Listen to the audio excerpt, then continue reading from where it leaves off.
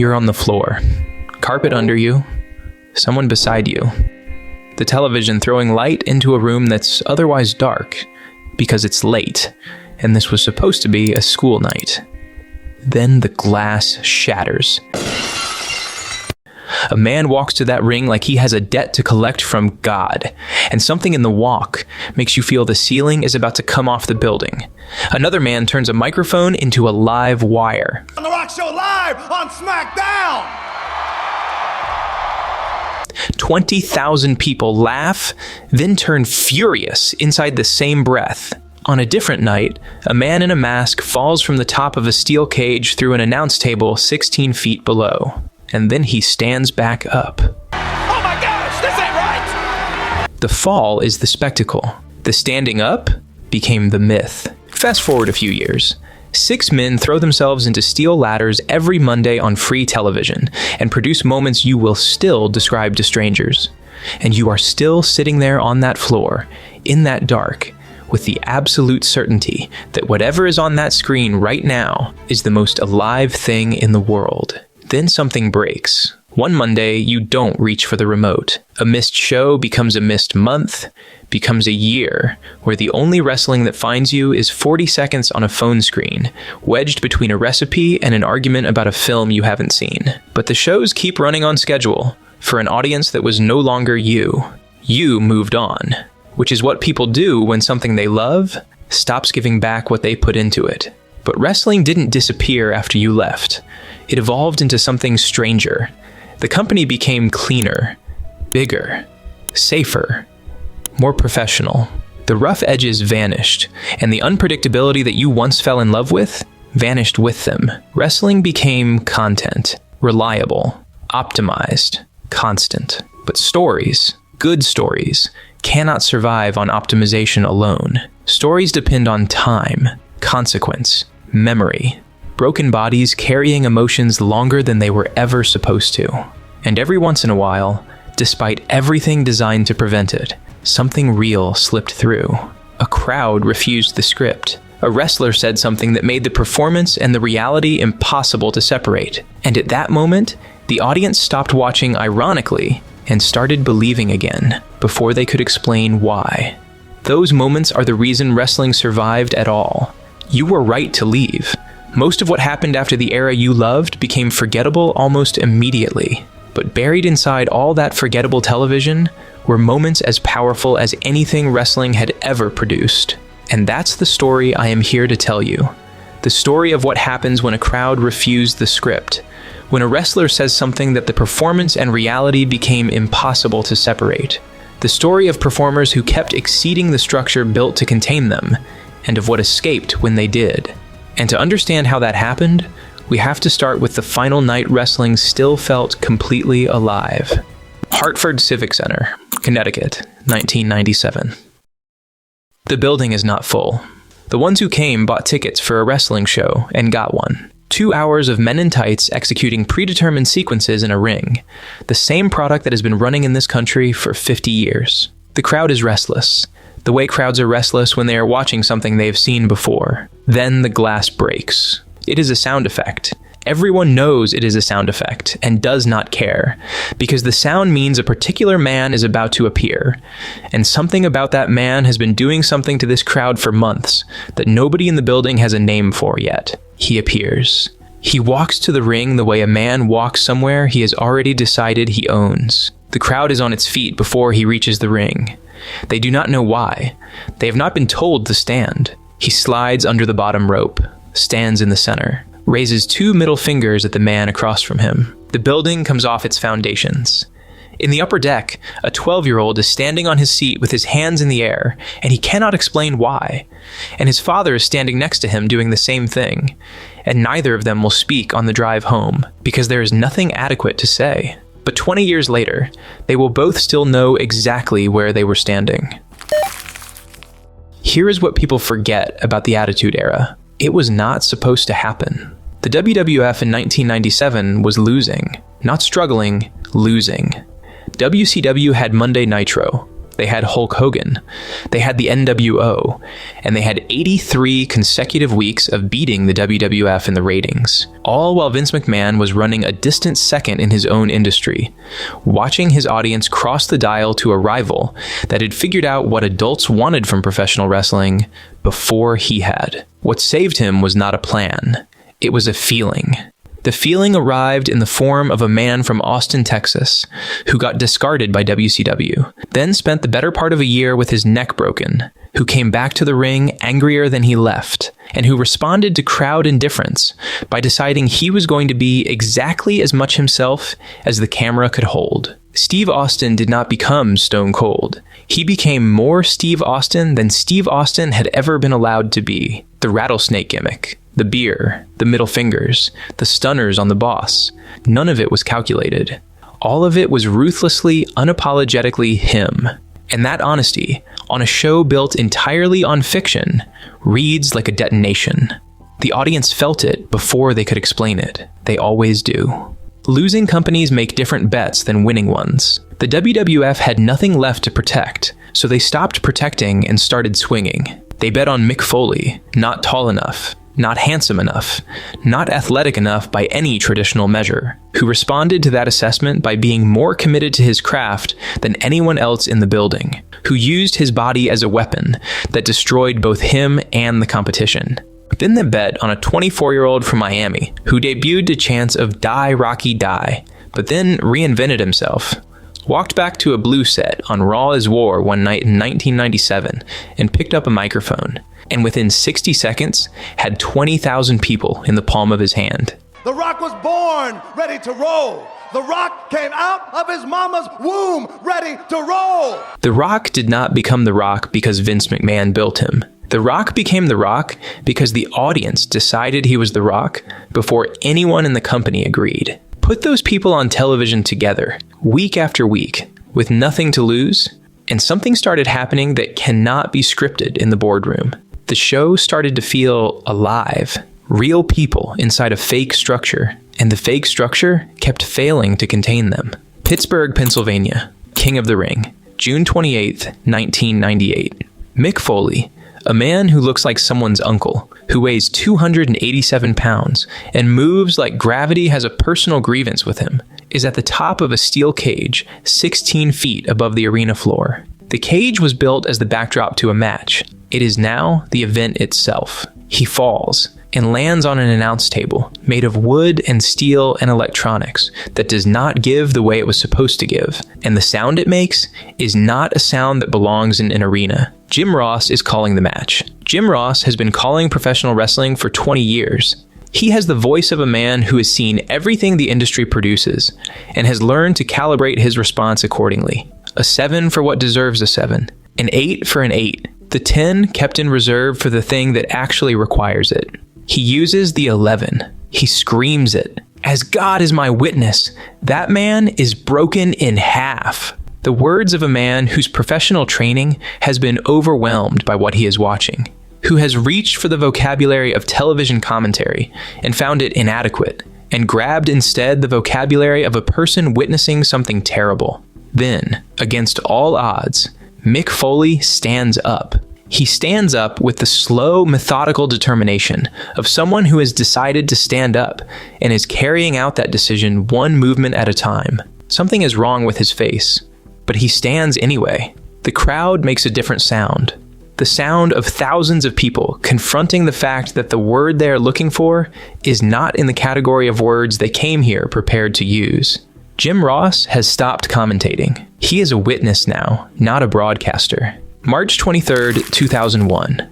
The day WCW sold to McMahon for $2.5 million in assets, less than the annual salary of some of the stars it had used to try to beat him. McMahon had won, but winning turned out to be its own problem. The pressure that had forced the company to find what it was actually made of had been removed, and without it, the company defaulted back to what institutions do. It's scheduled, managed, and optimized. What followed was the aesthetic of the Attitude Era without its conditions. The same pyro, the same arenas, the same weekly television, but the quality that had made those things feel dangerous had been replaced with something that looked identical from a distance and felt entirely different up close. a perfect replica. A band executing a set list they have performed 400 times. You can hear the same notes. You cannot hear what is missing. 2006. Any arena, any Monday night, the pyro fires at the top of the hour, exactly as it has for 12 years. The ring is the same ring. The championship is the same championship.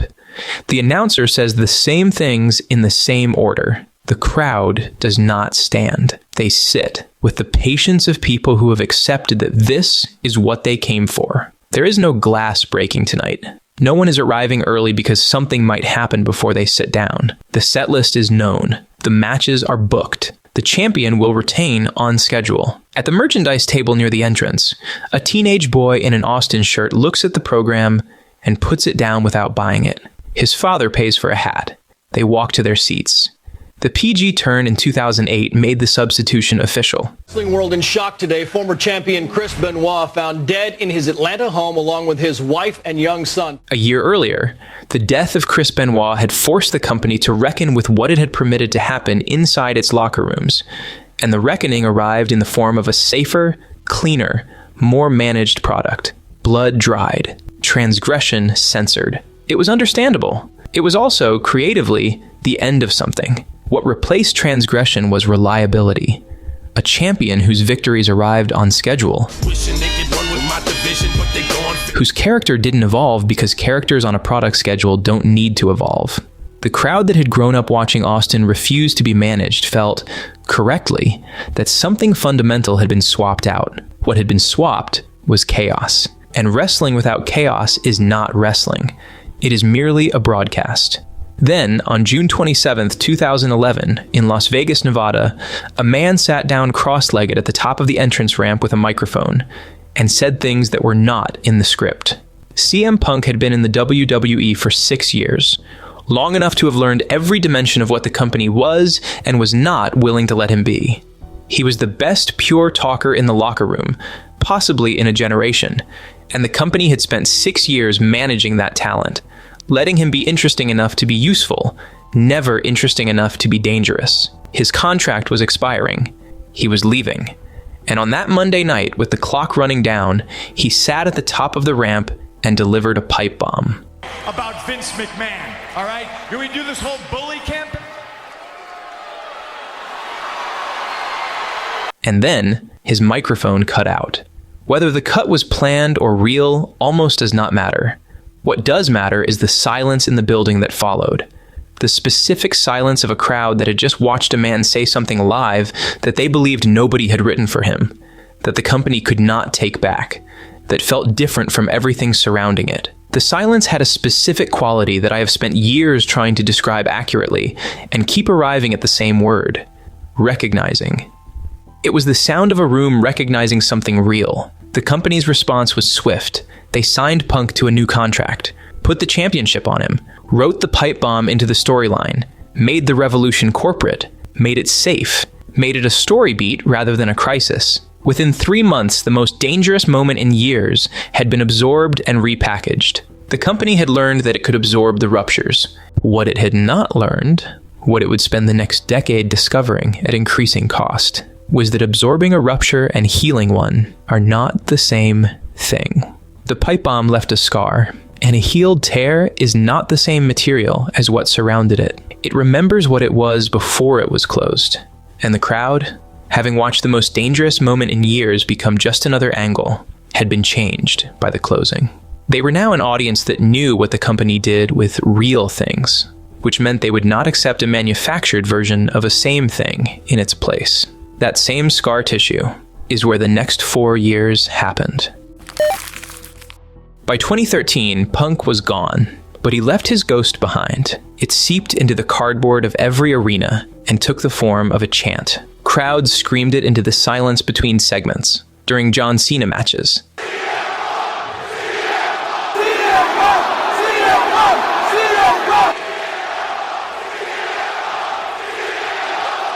During every segment that went nowhere. His name became a weapon fans aimed at the company whenever the product was substandard. Then, in the summer of 2013, the company looked at Daniel Bryan, 5'10", 210 pounds, a decade on the independent circuit, making him, by the consensus of serious observers, the best pure in-ring performer alive, and decided the correct use of this asset was comedy figure. He would be the lovable underdog.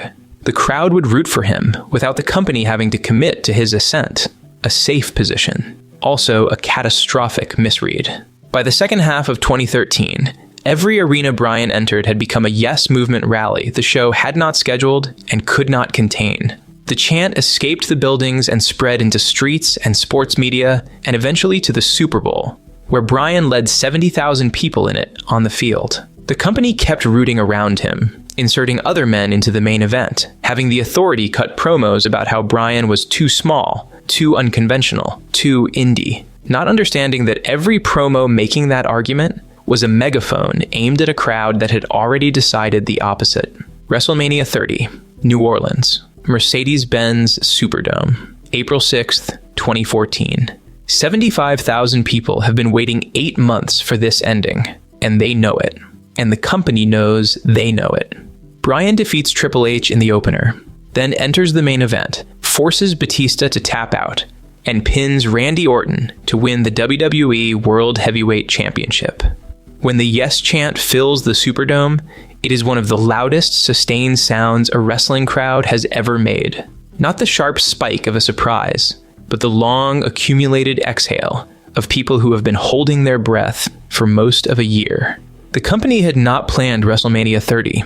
It had been pulled there by 75,000 people who refused to go anywhere else. Then the company tried to plan the next one. His name was Roman Reigns, and what happened to him between 2015 and 2019 is the most instructive failure in modern wrestling history, because the company had fundamentally misread what it just witnessed. It watched a crowd pull it to an ending. It watched authenticity defeat management in real time, and its takeaway was, we should do that again, on purpose. The tribal chief! With someone we choose. Steve Austin had become Steve Austin because the company stepped back and let a man exceed his own character. Roman Reigns was being handed a character the company had already decided he was going to be. Austin's trajectory felt contingent, earned week by week, fight by fight. Reigns's felt scheduled. And a scheduled destiny is the only kind an audience trained by Austin and Bryan and Punk will not accept. So they rejected him, not with the heat a villain gets.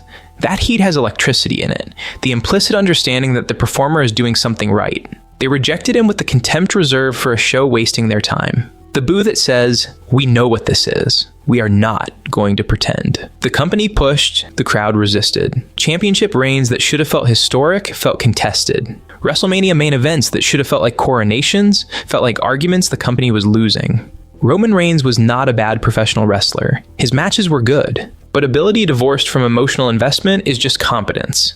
And a crowd trained to feel the difference between competence and consequence will not accept one in place of the other. 4 years of a genuinely talented man being handed an ending nobody believed in yet. Consider what that actually does to a person. You are good at your job. Measurably, objectively good. The matches hold up. The physicality is real. The preparation is serious. And every Monday night, you walk through a curtain, and the building tells you in the most direct language available to a crowd that none of it counts. Because no matter how good you are, the story feels false. And you are the one holding it. The crowd's anger was never really about Roman Reigns. It was about the company's insistence that they feel something they didn't feel yet. But Reigns was the one absorbing it, every week, for years. What it produced was a man who knew how to survive crowd rejection without breaking, which is its own kind of skill, and a brutal one to develop. The company was trying to make him the next John Cena. What they accidentally did was to teach him something Cena never had to learn: how to persist when nobody's with you. That education would eventually matter, but not yet. Philadelphia, Pennsylvania, Wells Fargo Center, Royal Rumble, January 25th, 2015. Roman Reigns wins the Royal Rumble match. The crowd boos. Not the boo of a crowd given a villain. That boo has electricity in it. The acknowledgement that the performer is doing something right. This boo has none of that. The production team sends out The Rock. He stands next to Roman Reigns and raises his arm. The boos continue. He tries again. They intensify. There's a moment, less than a second, and the cameras find it, where The Rock's face does something that is not quite a wince and not quite a smile, and is precisely the expression of a man who has just understood that he has walked into a situation that cannot be solved even by his presence. He tries anyway. Roman Reigns stands in the ring holding the trophy, looking at the crowd with the expression of a man who has been here before and has not yet found the way through it. He will know these boos for 4 more years. The year is 2019, and a new promotion is going to prove something the old one had been denying for years. But the real story of it began 2 years earlier, with a tweet, May 2017. Dave Meltzer remarked that Ring of Honor could not sell 10,000 tickets to a show. 11 minutes later, Cody Rhodes replied, he would take that bet. You need to understand who was taking the bet. Cody Rhodes had left WWE after years inside a golden cage called Stardust. Face paint, a gimmick, a ceiling with a costume on top of it. Because the company had decided his actual name was not a main event name. His partners were the Young Bucks and Kenny Omega, who had become the biggest star in Japanese wrestling and who operated entirely outside the machine's jurisdiction. The show they built was called All In. 11,000 tickets in roughly 30 minutes. A gate near $500,000 with no McMahon infrastructure, no television deal, no distribution mechanism the company controlled. Just a man discovering, at speed, exactly how badly it had been underestimated. Tony Khan was in that building. He watched 11,000 people set fire to $500,000 on principle and did the arithmetic that a person with capital does when they see demand that large standing in a room that small. All Elite Wrestling was announced January 1st, 2019. For the first time since WCW went dark in 2001, professional wrestling had a genuine second company. MGM Grand Arena, Las Vegas, Nevada. Double or Nothing, May 25th, 2019. The first pay-per-view of a new wrestling promotion. After the main event, the crowd does not immediately leave. They stand in the building. They look at the ring. Outside in the parking lot, a man who has not watched professional wrestling in 6 years is standing next to his car, calling someone. He does not say, the matches were good. He says, something is happening here. AEW landed as proof of something the machine had spent years denying. The appetite was real and had not gone anywhere. For the fan who had stayed through the long decline, watch the company absorb Punk and resist Bryan and manufacture Roman, this was confirmation that the feeling they remembered was not nostalgia for something that couldn't exist anymore. It existed. It was just somewhere else. But the company had real problems. A roster assembled from every performer the WWE had undervalued brought with it too many competing visions and no mechanism for resolving them. Feuds evaporated before they accumulated stakes. The absence of a corporate script was sometimes mistaken for the presence of a story. Regardless of that, AEW was also producing characters that WWE would never have allowed, performers given room to find out what they were, and audiences willing to meet them there. That was the promise, and for a while, it held. Then, on August 20th, 2021, CM Punk came back to professional wrestling. He had been gone for 7 years. His WWE exit had been acrimonious in the way that wounds are when inflicted by institutions rather than individuals. A man who gave everything the company asked and received on his wedding day, a termination notice in return. On a special episode of Rampage called The First Dance, the United Center in Chicago made the sound that cities make once a generation. Not a crowd pop, not surprise, but 20,000 people who had been holding something for 7 years being given permission to put it down. That moment was the fullest expression of what AEW had promised to be. What followed was harder. Backstage at All In, the company's first stadium show, an altercation resulted in Punk's release. By December 2023, he had returned to WWE. What it clarified was this: the conditions that produce great wrestling are fragile. The appetite AEW proved was real did not depend on AEW alone to satisfy it. That appetite was still out there. And somewhere else, in an empty room in Orlando, something was beginning. March 2020, the pandemic shut down live touring. WWE relocated all television to an empty training facility in Orlando. No crowd. For more than a year, the company made wrestling in a room with nobody in it. That absence removed the one variable professional wrestling had always depended on most, the crowd's ability to tell a performer who they were. For years, Roman Reigns had walked into buildings, and the buildings had told him. First that he was the next Steve Austin, then that he was the wrong choice, then that they were tired of being asked. In August 2020, the crowd was gone. And in the silence, Roman Reigns finally got to answer for himself. Thunderdome, Amway Center, Orlando, Florida, August 2020. The arena is empty. The crowds have been replaced by screens, faces of fans watching from home, thousands of living rooms projected onto the surfaces where the crowd used to be. The screens give off light. From a camera angle, if you don't look too closely, it resembles an audience. Roman Reigns walks into this building for the first time in 6 months. He has changed something, or something has changed him. And the change is visible the way changes are when they are genuine rather than performed. In the set of his face, in the pace of his walk, in the stillness that arrives before he speaks, which is different from the stillness he used to affect. This one doesn't need anyone watching to be real. There is no crowd to tell him who he is tonight. He stands in the empty ring and speaks. He does not ask for anything. He does not perform conviction. He has conviction. And the performance of it and the thing itself have collapsed into each other in a way the empty building, paradoxically, makes visible. There is no crowd to play to. There is only the camera. And the camera is watching a man be something rather than show something. The screens glow. Something is beginning.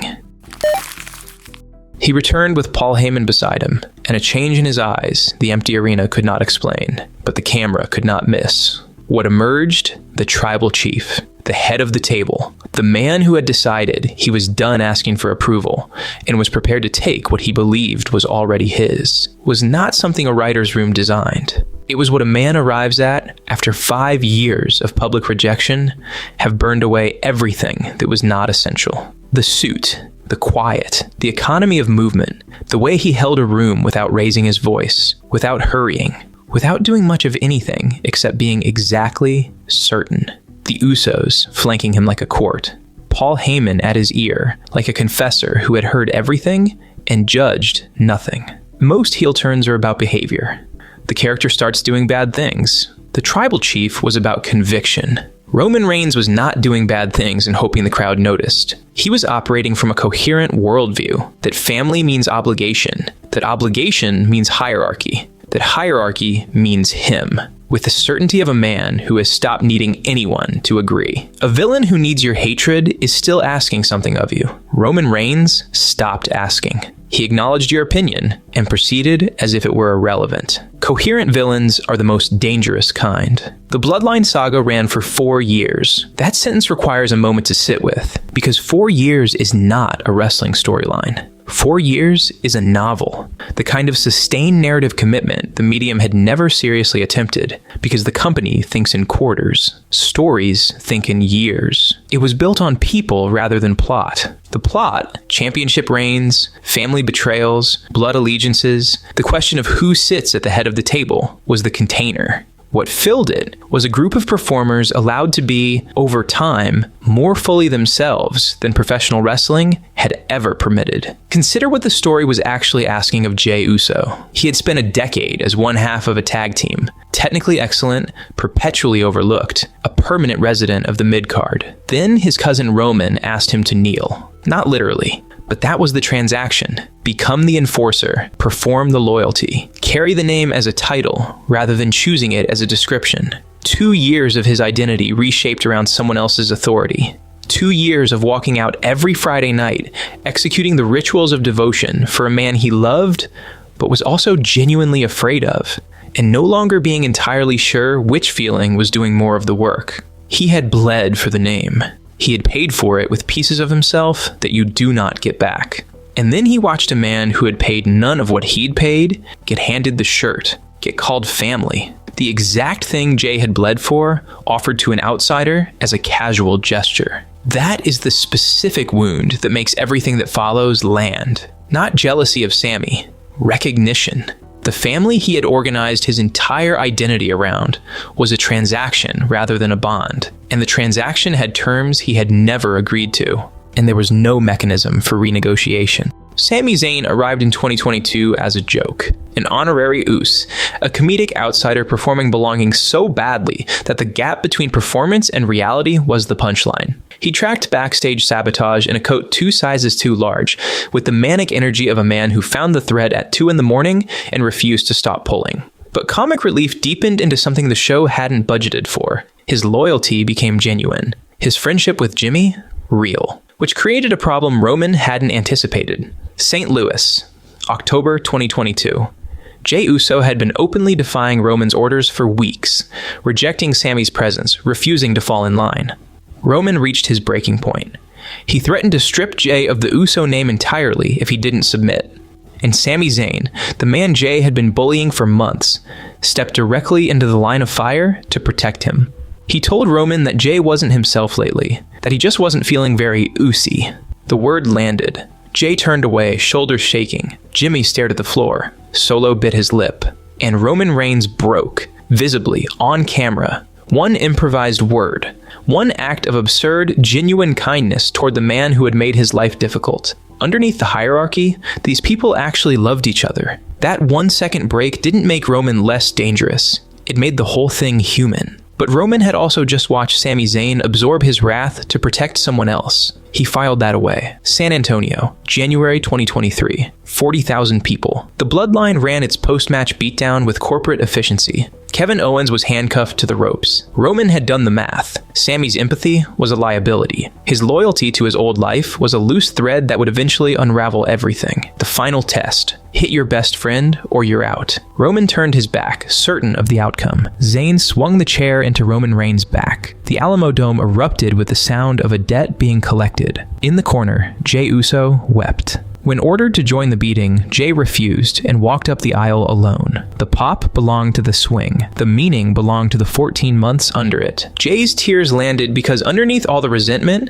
he had wanted one thing: for Sami to do what Jey never could. Refuse the patriarch. Choose the person over the name. That is what patient storytelling buys. Not a moment. A meaning that the moment finally lets go of.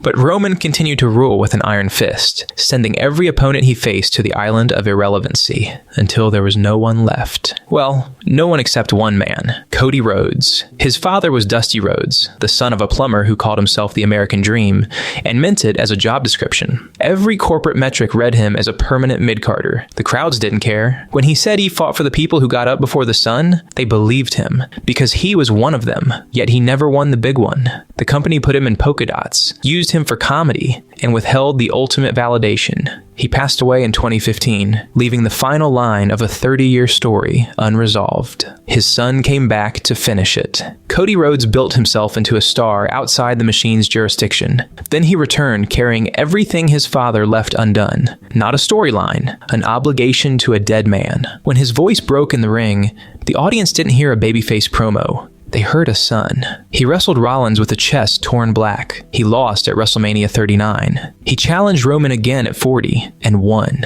Philadelphia, Night 2, April 7th, 2024. The referee's hand hits the mat for the third time. The sound that follows is not a roar. It is accumulated weight releasing. 4 years of history, betrayals, and broken voices discharging at once through 72,000 people. Cody stands in the ring, crying. His father was the wrong shape.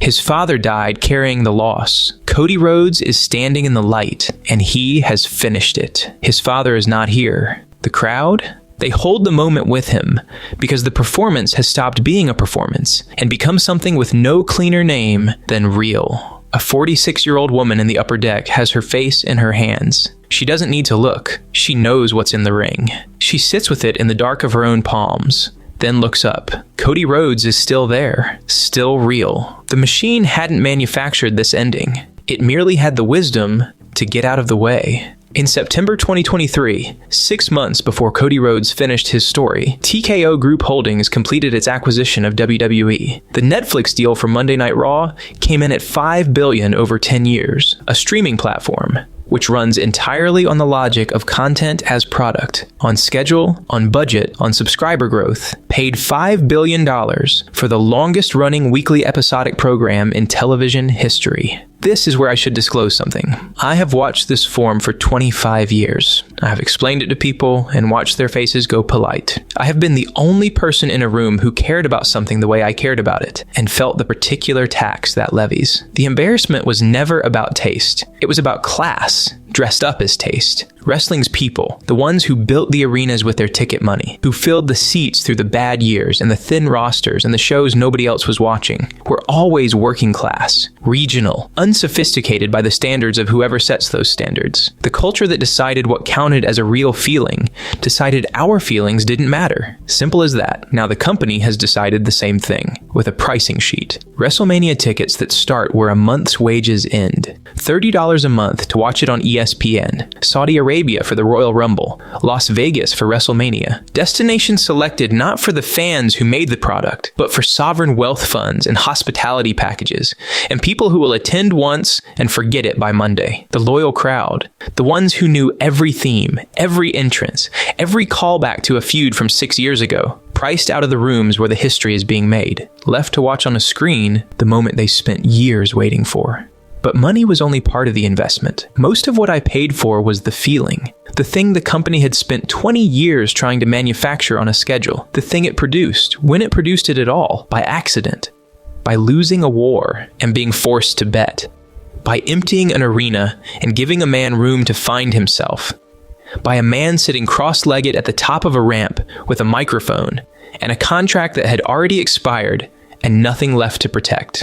The thing that happened when the script tore and the genuine emotion leaked through, and everyone in the building felt it before anyone could name what they were feeling. The disruption produced the art produced the valuation, and the valuation will now do everything in its power to prevent the disruption from happening again. It won't work. The art does not live in the machine.